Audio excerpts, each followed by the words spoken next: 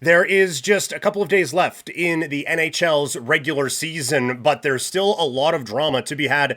Let's break down what we're still watching for in the final couple of days of this NHL season.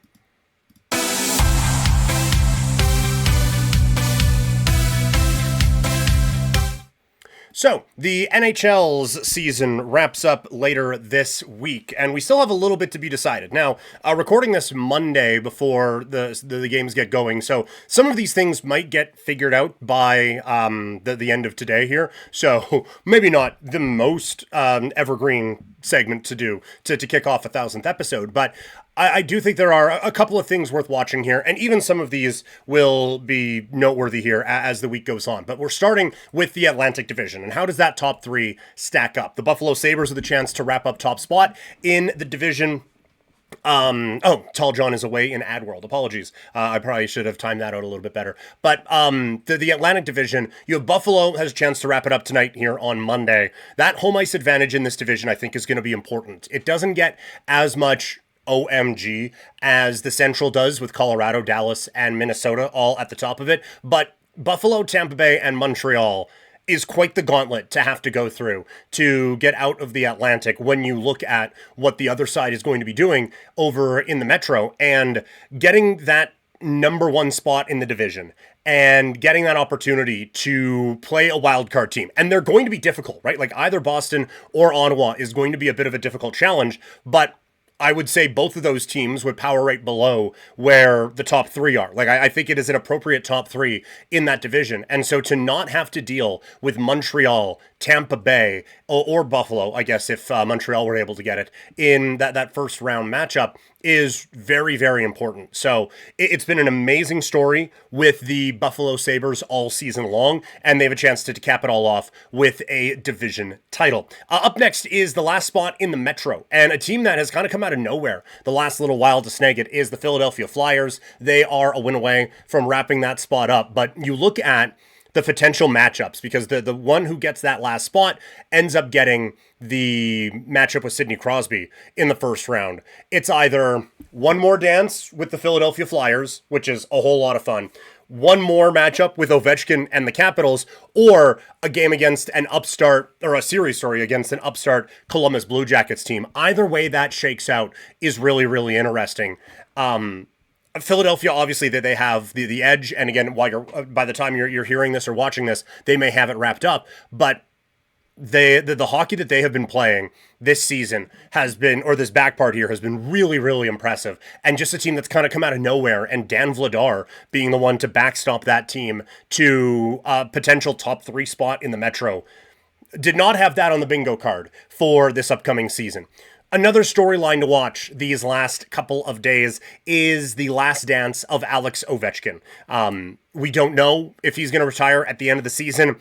A lot of stuff is starting to feel pretty final about it, right? And he, for as flashy and as showy as he has been, he isn't necessarily one to do like the big year-long retirement tour. So it has always felt like this was going to be the last season, and I kind of wonder if they made a big deal about 1,000 goals between regular season and playoffs, if they made that big of a deal out of it, because we don't think he's going to get to 1,000 in the regular season, so let's just celebrate this milestone and do it that way. But an incredible career for Alex Ovechkin, but I do think we're seeing the last couple of games of it, and like, we all love a good retirement tour, right? We're going to talk pro wrestling here in just a little bit. Pro wrestling loves a retirement tour these days. But I do think we already did that with him basically last season when he was going for Wayne Gretzky's record. He has certainly, I think we have started to see that decline. And now he's declined to a 31 goal scorer. But you are starting to see that decline a little bit. I do think that he's probably... I do think that this is it for him. Tall John in the chat saying Alex the Great is, I think is done. I would take the over on that bet. Yeah, I think he's done. I think this is it. Now, I think he's done NHL. Maybe he goes off into to the KHL in Russia and can play there till he's 100. But I think for the NHL version of Alex Ovechkin, I think this is probably it. And yeah, toxic, like only 30 goals. CJ was talking on his show that like if this was a guy 10 years younger and he's coming off of a 31 goal season, he's going into free agency, he'd be the hottest free agent in the world, right? But it's because of his age and what he has been before that you see, oh yeah, he's fallen off so much. But yeah, it's kind of wild to feel like that this could be it, you know, because you always think you get that one last year, but I think this is probably that last year. And Washington, everything is pointing to them knowing, right? Like they make the Karlsson trade. They're going in a younger direction. They've made some great moves. Like I don't think it's going to be a massive teardown or anything, but they're starting to look at the future, and I think that future does not include Alex Ovechkin.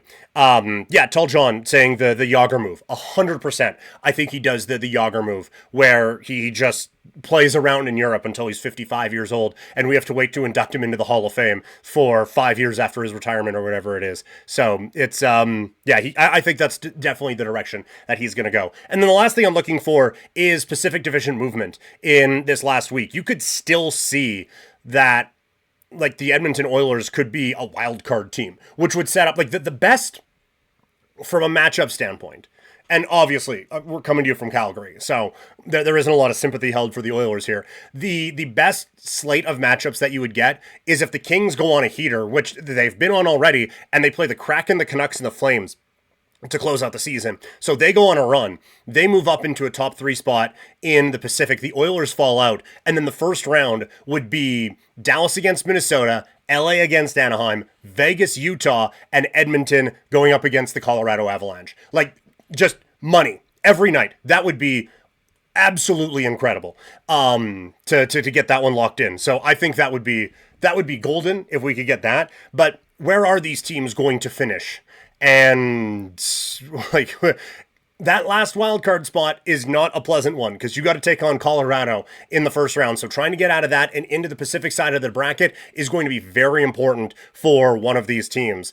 Or for a couple of these teams. This is going to be really, really interesting to see how it kind of all shakes out here in the last little bit. So those are the stories that I'm looking at here going into this last few days of the NHL regular season. A couple more from the chat on Twitch. I almost gave out the 960 text line here, but Tall John, I think his ability to play and give out before he gets to 1,000 regular season goals. I agree. Like 1,000, that's 2 more seasons, right? Like it's too much. I don't think he's going to be able to get to that one. So recognize that, celebrate the playoff plus regular season one. He's the greatest goal scorer of all time, and we can just move on from that. And yes, Toxic, the Flames would be begging for a 30-goal scorer. Might get a couple 20s. That's something, right? Like Coleman's right there. Coronado's right there. Frost has already gotten it.